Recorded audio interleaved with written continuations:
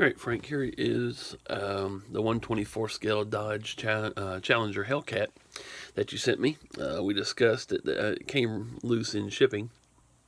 And a couple of scratches on the roof of it. They don't look too bad.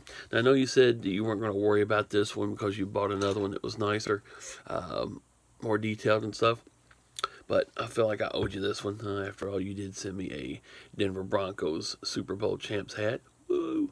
And actually it's a cap. I shouldn't say hat. Get corrected here in Kentucky when you say that. And then the NYPD shirt that you had in this last batch.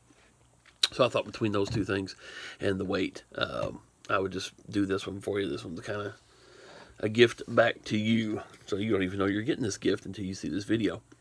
Anyway, 124 scale. I think I've done one of the Challengers Hellcats. It may have been one of the 18th scale ones. I can't really remember.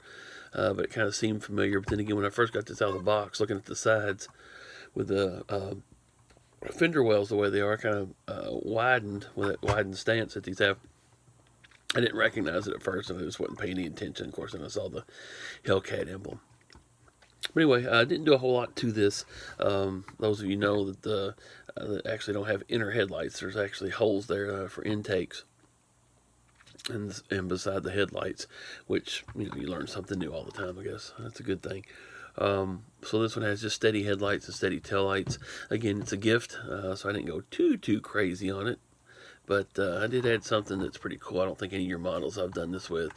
Some of these models you can do this with, some you can't. But when you open either door, the dome light comes on. So I have a white light up on the headliner of this to illuminate the interior when you open either door.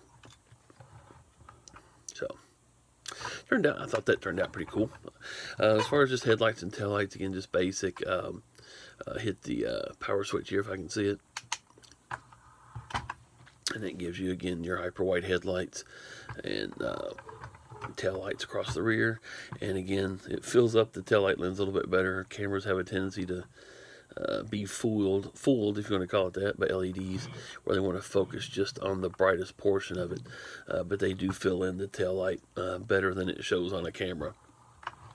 And of course, the interior lights still work with the lights on or off, so that's doesn't even matter which way you do that. So anyway, there you have it. Just thought I'd do that for you. As far as the roof goes, I don't know if it's going to show it up on the camera. There's a little place right here, and then let me move it away and look at the car myself. Here we go.